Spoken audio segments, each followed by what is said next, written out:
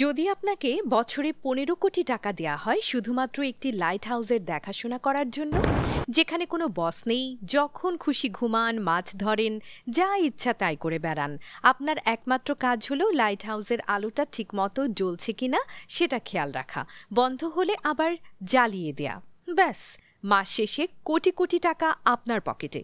কিন্তু দাঁড়ান, এত সুযোগ সুবিধা থাকা সত্ত্বেও এটা পৃথিবীর সবচাইতে ভয়ঙ্কর এবং একাকী কাজগুলোর মধ্যে অন্যতম, কারণ এই লাইট হাউস থাকে একদম সমুদ্রের মাঝে। বাইরের দুনিয়ার সাথে আপনার হয়তো কোনো যোগাযোগ থাকবে না, আর একাকিত্ব আপনাকে গ্রাস করতে পারে। সবচেয়ে ভয়ঙ্কর ব্যাপার হলো এখানে প্রায়শই প্রচণ্ড ঝড় হয়, এত শক্তিশালী ঝড় যে সমুদ্রের জল টাওয়ারের চূড়া পর্যন্ত উপচে পড়ে। এই একাকী পাহারা দিতে গিয়ে অনেকেই প্রাণ হারিয়েছেন। কিন্তু আসল প্রশ্নটা হলো, কেন এই লাইট হাউস সমুদ্রের মাঝেই তৈরি করা হয়েছিল? এর কাজ কি, আর কেনই বা এর আলো কখনো বন্ধ করা যায় না? রহস্যময় এই বাতিঘরগুলোর আসল গল্প জানতে হলে আমাদের ইতিহাসের গভীরে ডুব দিতে হবে। হাজার বছর আগে, যখন দীর্ঘ পথ যাতায়াতের জন্য কোনো গাড়ি বা আধুনিক যানবাহন ছিল না, তখন একমাত্র পথ ছিল জলপথ। সেই সময় গভীর রাতে সমুদ্রের বুক চিরে যাওয়া জাহাজগুলো প্রায় সমুদ্রের নিচে থাকা বড় পাথরের সাথে ধাক্কা খেয়ে দুর্ঘটনার শিকার হতো। পথ নির্দেশনার জন্য কোনো প্রযুক্তিও ছিল না। নাবিকদের একমাত্র ভরসা ছিল সূর্য, চাঁদ আর তারারা। দিক নির্দেশনাহীনতার এই সমস্যা থেকেই জন্ম নিত হাজারো বিপদ। এই সমস্যা সমাধানের জন্য লাইট হাউস তৈরির যাত্রা শুরু হয়।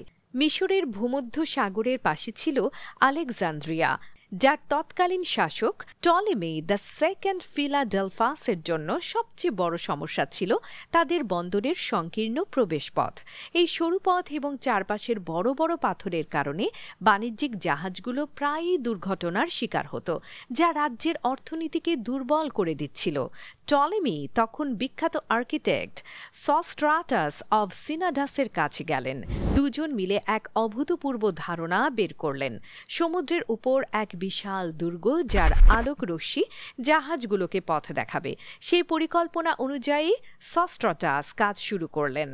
আর তিনি নিজেও জানতেন না তিনি যা তৈরি করতে চলেছেন তা একদিন পুরো বিশ্বের সপ্তম আশ্চর্যের একটি হয়ে উঠবে। আলেকজান্দ্রিয়ার বাতিঘর। প্রায় ৩৮৪ ফুট উচ্চতার এই বাতিঘরটি তৈরি হয়েছিল সাদা মার্বেল পাথর দিয়ে। এর চূড়ায় সব সময় আগুন জ্বালিয়ে রাখা হতো, যার জন্য তেল আর কাঠের নিয়মিত যোগান দিতে হতো।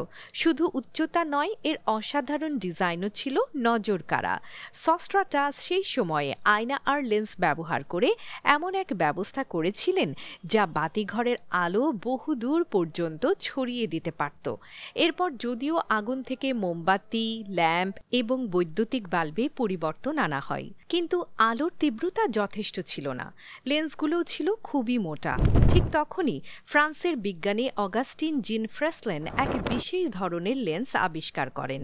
সাধারণ লেন্সের মতো মোটা এবং ভারী না হয়ে ফ্রেসলেন লেন্স একাধিক রিং বা চক্রাকার খণ্ড দিয়ে তৈরি। এই নকশার কারণে এটি হালকা হলেও আলোর বিচ্ছুরণকে কমিয়ে একটি সরু ও শক্তিশালী রশ্মিতে পরিণত করতে পারে, যা অনেক দূর পর্যন্ত পৌঁছাতে পারে। এ কারণেই লাইট হাউসের আলো শত শত মাইল দূর থেকেও দেখা যায়। এই লেন্সগুলোকে বলা হয় ফ্রেশনেল লেন্স, যা এখনও পৃথিবীর প্রায় সব লাইট হাউসে ব্যবহৃত হয়। এই লেন্সের আবিষ্কার লাইট হাউসকে নতুন রূপ দিয়েছিল, যার ফলে আজও সমুদ্রের জাহাজগুলো নিরাপদে যাতায়াত করতে পারে।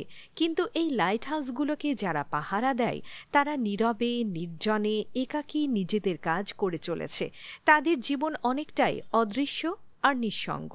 এই কারণেই এত মোটা অঙ্কের পারিশ্রমিক দেয়া সত্ত্বেও এই নির্জন লাইট হাউসগুলোতে কাজ করাটা এক বিরাট চ্যালেঞ্জ।